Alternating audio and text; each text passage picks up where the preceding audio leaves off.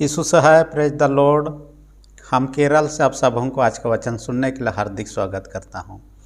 मौपास काल का शुरुआत भस्म बुधवार से होता है और ये भस्म जो है वो राग को कहा गया है और राग जो होता है जल कर जो ख़त्म हो जाता है उसको कहा गया है। ये पुराना नियम काल से इस्तेमाल में आया है। हालांकि घरेलू काम में बर्तन धोने मांजने में अब भी हमारे परिवारों में इस्तेमाल होते हुए देखा जा सकता है, परंतु पुराना नियम काल में इसका जो अर्थ होता था ये शोक को व्यक्त करने के लिए, पश्चाताप को व्यक्त करने के लिए, विनम्रता को दर्शाने के लिए उपयोग किया जाता था। परंतु आजकल का हिसाब में ये कुछ टीकाकारों का ये मानना है राग जो है किसी चीज़ को जलाकर भस्म कर देता है और वह भस्म उसका अंत हो जाता है, जो चीज़ को जलाकर नष्ट कर देता है। वैसे ही हम यदि इस महाउपवास काल में पश्चातापमय जीवन व्यतीत करें, प्रभु के संगत में जीवन व्यतीत करते हैं, हमारे सारे पापों को नष्ट करके भस्म कर देगा और हमें एक नया जीवन प्रदान करे।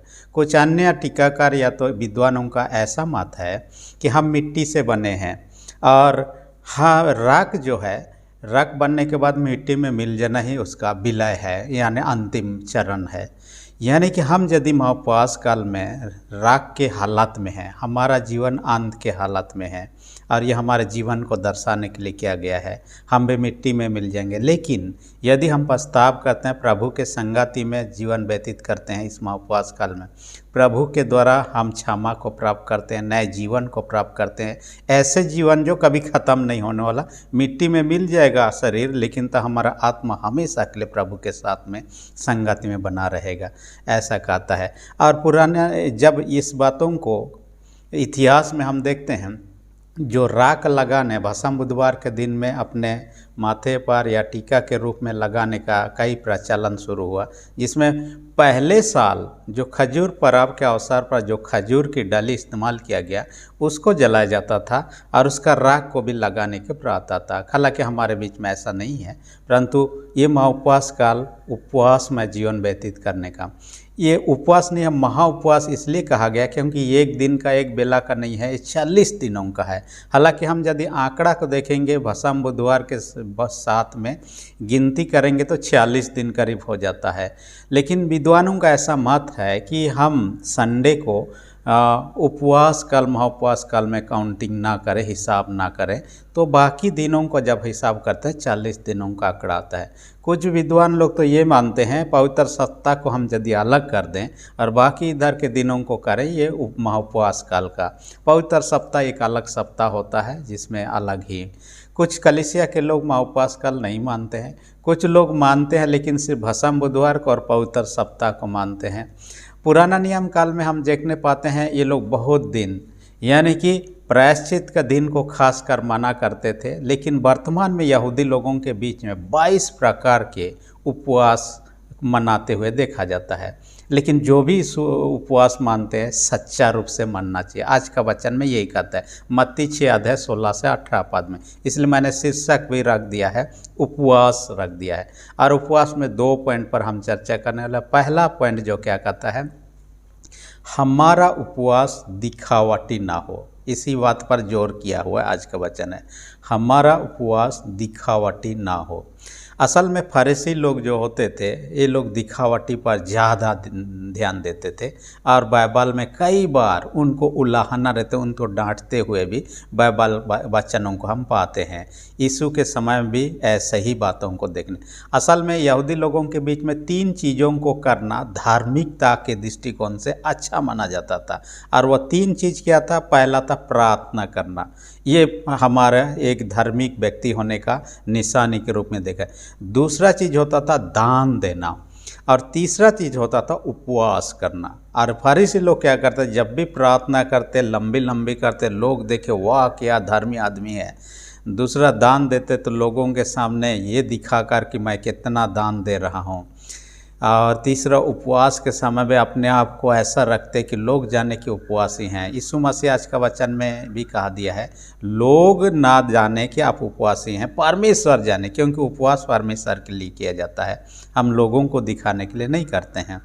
और यहूदी लोग जबकि उपवास करते थे, खासकर प्रायश्चित का दिन में, वे लोग खास क्या करते थे, उस दिन खाना पीना ये लोग छोड़ देते थे, धोना नहाना छोड़ देते थे, उसके बाद में तेल लगाना ये भी छोड़ देते थे। उसके बाद कहा जाता है कि चप्पल पहनना भी ये लोग नहीं पहनते थे।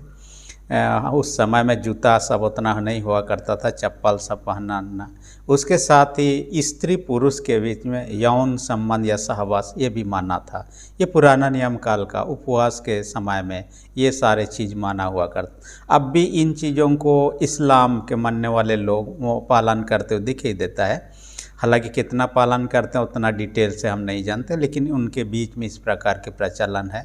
ये लोग सुबह 6 बजे से शुरू करेंगे। 6 से पहले तो आप नहा धो सकते हैं, खाना पीना कर सकते हैं, लेकिन 6 बजे से जब उपवास शुरू होता है तब आपको कुछ नहीं करना है, शाम तक, जब तक शाम नहीं हो जाता है तब तक, उस प्रकार के इनके बीच में। और लेकिन कुछ कुछ लोगों को छूट दिया गया है, जैसे कि नर्स काम जो लोग करते हैं, दिन रात रोगियों की सेवा करते हैं, उनके लिए, जो लोग प्रेग्नेंट है, गर्भवती महिला, उनके लिए, जो लोग सेना में है, फौज में लड़ाई विड़ाई में है, उनके लिए, जो लोग यात्रा कर रहे हैं कहीं पर इधर उधर, उनके लिए ये छूट रहता है।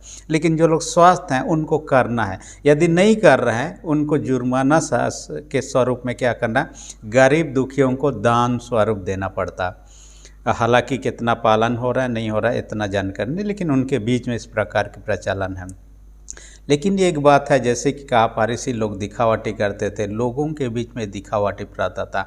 आज भी आपके मेरे लिए भी दिखावटी ना हो। हम जब उपवास करते हैं तो सच्चा उपवास ही ईश्वर के निमित्त करें, लोगों को दिखाने के लिए ना करें, क्योंकि बाइबल साफ साफ इसके बारे में कहता है। मत्ती 6 अध्याय 1 पाद में कहता है, सावधान, मनुष्यों को दिखाने के लिए धर्म के काम ना करो, नहीं तो स्वर्ग पिता से कुछ भी नहीं पाओगे, ऐसा कहता है। और इस कारण से हमें दिखावटी के लिए नहीं करना चाहिए।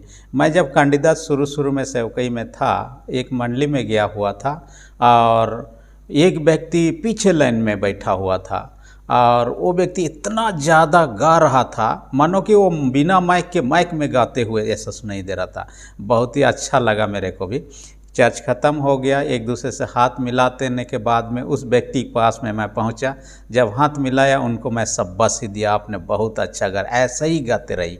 उन्होंने कहा मैं तैयारी करके आता हूं। मुझे लगा तैयारी का मतलब वो प्रैक्टिस करता होगा, तैयारी में सुबह से सोमवार से लेकर शनिवार तक गाते रहता होगा और संडे को आता होगा। उन्होंने तैयारी कैसे करते हैं मैंने पूछा। उन्होंने कहा आने से पहले 2 पैक पी लेता हूँ, कहता है 2 गिलास पी लेता हूँ। तो मैंने कहा ये तो बड़ा गड़बड़ है। यानी कि अब यदि नशा लेकर आते हैं उसके बाद में साहस बढ़ जाता है, उसके बाद में गाने सकता हूँ बोल के, तो उस प्रकार के चीज़ों से हो सकता है लोग तो सुनेंगे, वाहवाही करेंगे, प्रशंसा करेंगे, लेकिन ईश्वर तो हमारे अंदर की सारी चीज़ों को जानता, आंतरिक बातों को। और परमेश्वर अपने वचन यूहन्ना में कहता है, परमेश्वर आत्मा है और आवश्यक है उसके भजन करने वाला आत्मा और सच्चाई से उसके भजन स्तुति महिमा आराधना करके आता है। इसलिए लोगों को दिखाने के लिए नहीं करना है, परमेश्वर के लिए सच्चा रूप से करने की आवश्यकता है। दूसरा पॉइंट में कहता है हमारा उपवास सच्चा हो। पहले में हम लोग देख चुके हैं, उसका विपरीत है, दिखावटी ना हो, सच्चा हो कहता है। सच्चा हो कैसे होना चाहिए, हम ईश्वर के उद्देश्य से करें, सच्चे मन से करें जब भी उपवास करते हैं, क्योंकि उपवास यीशु का दुख मृत्यु का स्मरण करते हम करते हैं।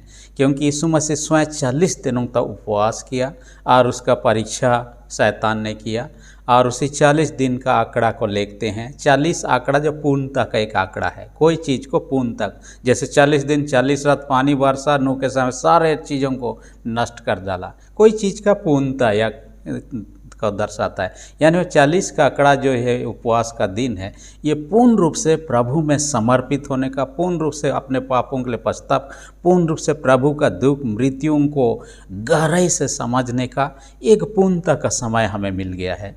इसलिए इन समयों का उसी रूप से उपयोग करें। हम सच्चा पश्चाताप को 3 रूप में देखने पाते हैं। लोग जब अपने प्रियजनों के दुख के कारण से भी उपवास करते हुए बाइबल में हम पाते हैं, अपने पापों के लिए भी पश्चाताप करते हुए उपवास करते हुए देखने पाते हैं। और कई अवसर पर ऐसा ये व्यक्तिगत रूप से भी होता था, सामूहिक रूप से पूरा देश होकर भी होता था, जो भी रहा, लेकिन उपवास उनका हिस्सा था। अब देखिएगा, याकूब के 12 बेटे थे, उनमें सबसे बड़ा रूबेन था। और उन्होंने 12 बेटों में से और बाकी 10 ने क्या किया, एक बेटा जो छोटा था यूसुफ था उसको उन्होंने बेच डाला था मिस्र देश के लोगों के हाथ में। इस घटना जब बेचने के क्रम में रूबेन सहमत नहीं था, लेकिन बाकी भाइयों के कारण से उनको भी सहमति करना पड़ा। लेकिन इस घटना के बाद में उपवास में रहा। कहा जाता है 7 साल तक उन्होंने उपवास किया। 7 साल तक खाना पीना बंद कर दिया, ऐसी बात नहीं, क्योंकि उपवास अलग अलग किस्म का होता है। यहाँ दिन भर का कई लोग एक बेला का भी करते हैं, और कई लोग उपवास को इस प्रकार से भी करते हैं कि ये लोग मांस मछली सिर्फ नहीं खाते हैं, बाकी चीज़ों को तो खाते हैं। इस प्रकार से अलग अलग प्रकार ये 7 वर्षों तक किया उपवास, और परिणाम स्वरूप बाद में उनके भाई के साथ मिलने का भी मौका होता है। जो भी रहा, परंतु सच्चा उपवास का एक उदाहरण ईसाइया 53 में हम पाते हैं। वहाँ पर क्या कहता है, सच्चा उपवास क्या है यहाँ और झूठा उपवास क्या है वहाँ वर्णन करता है 53 का 3 से 5 में। और उसमें सारांश में हम देखने पाते हैं, गरीब, बेसहारा, दुखी, असहाय लोगों के सुधि लेना, ये सच्चा उपवास का एक उदाहरण है, ऐसा कहता है वहाँ पर। इसलिए हम उपवास कर रहे हैं, प्रभु के निमित्त जीवन व्यतीत कर रहे हैं, प्रभु के उद्देश्य से कर रहे हैं, लेकिन दूसरे को जो असहाय बेसहारा लोगों के प्रति भी हम आँख नहीं बंद कर सकते, उनके प्रति भी दया दिखा सकते, उनके सहयोग जो हो सकता है हमसे, आपसे, मुझसे, वो करना चाहिए। क्योंकि अंतिम दिन में ऐसे लोगों को ना करने का परिणाम के बारे में मत्ती 25 अध्याय में स्पष्ट रूप से वर्णन है। हम कई बार ऐसे ही बार बार चर्चा करते रहते हैं। यीशु मसीह आएंगे, सबों को 2 भाग करेंगे। एक तरफ के लोगों को, तुम लोग धन्य लोग जो सड़क में अधिकारी हो जाओ, जब मैं भूखा था तुमने खाना खिलाया, जब मैं प्यासा था पानी पिलाया, जब बीमार था तुमने सेवा दी। तब प्रभु से पूछेंगे, हे प्रभु कब ऐसे थे, कब हमने खिलाया, कब आपको पिलाया, पूछेगा ये लोग। जब प्रभु का जवाब क्या होगा, किसी भाई या बहन के साथ तुमने जो किया मेरे साथ किया। तब दुष्ट लोगों के कहेगा, तुम नरक के अधिकारी है, जब मैं भूखा था तुमने खाना नहीं खिलाया, जब मैं प्यासा था तुमने पानी नहीं पिलाया, जब बीमार में था तुमने सेवा शुद्धि नहीं की। प्रभु से पूछें, कब आप हमारे यहाँ घर आए, कब खाना नहीं खिलाया, कब नहीं पानी पिलाया। प्रभु उनसे कहे, किसी भाई या बहन के साथ तुमने जो नहीं किया वो मेरे साथ नहीं किया। इसलिए यहाँ पर कहता हम उनके प्रति भी दया दिखाएं। और उपवास के द्वारा से कई आत्मिक फायदे, हम प्रभु के करीब आते हैं, प्रभु के संगति में आत्मिक बल सामर्थ प्राप्त करते हैं। मैं एक घटना के बारे में पत्रिका में पढ़ रहा था, और वो फिलीपीन देश की घटना के बारे में। और वहाँ पर एक लड़की थी जिसको दुष्ट आत्मा जकड़ा हुआ था, और जब भी दुष्ट आत्मा उसको जकड़ के परेशान करता, उसको कहीं गिरा देता, कहीं नोचता, उनके शरीर में घाव के घाव भरा हुआ था। और सरकार भी वहाँ के देखने के बाद में उसके घटनाओं को अनाउंस कर दिया कि कोई लोग यदि इसको मदद कर सकते हैं, इससे छुटकारा दिला सकते हैं, उनको बहुत सारे इनाम दिया जाएगा। एक प्रभु के दास ने इसको जानने के बाद में वहाँ गए और उनसे कहा कि मुझे कुछ दिन का मोहलत दीजिए, समय दीजिए, मैं आकर इनको लिए प्रार्थना करूँगा। और वो चले जाते हैं और कुछ दिन उपवास में रहा और उपवास के साथ प्रार्थना किया, और कुछ दिनों के बाद में फिर आए और उनके लिए प्रार्थना किया। उससे दुष्ट आत्मा निकल जाता है, वो पुनः स्वस्थ हो जाते हैं, और उनके बारे में फिर से प्रसारित किया जाता है, वो सही हो गई। जो भी रहा, लेकिन प्रभु यीशु मसीह ने भी अपने चेलों से एक बार कहा, ये जो है आत्मा बिना उपवास प्रार्थना से नहीं निकल सकते। इसलिए उपवास आत्मिक जीवन के लिए भला की बात है, लेकिन सच्चा हो, दिखावटी ना हो, और दूसरों को सामने वाहवाही पाने के लिए ना हो, परंतु परमेश्वर के महिमा के लिए और आत्मिकता के भलाई के लिए होने पाएँ। सारे आशीष आप सबों को जो महाउपवास काल का एक एक को प्रभु अधिकई से दे। आमीन। हम प्रार्थना करें। सेनाओं के जीत पिता धन्यवाद देते हैं, आज के वचन का हमसे बातें किया, हर एक सुनने वाले छोटे बड़े सबों को स्वर्ग आशीष से भर दे। जो लोग बीमार उनको तेरे हाथ में रखते यीशु के नाम से चंगाई दे। जिनके विश्वास कमजोर, उनके विश्वास को दृढ़ मजबूत कर। प्रार्थना यीशु के नाम से मांगते हैं, आमीन। यदि अब तक आपने मेरे चैनल को सब्सक्राइब नहीं किया, रेड बटन को प्रेस करके सब्सक्राइब कर दीजिए। यदि वीडियो अच्छा लगे लाइक बटन को भी दबा दीजिए। धन्यवाद।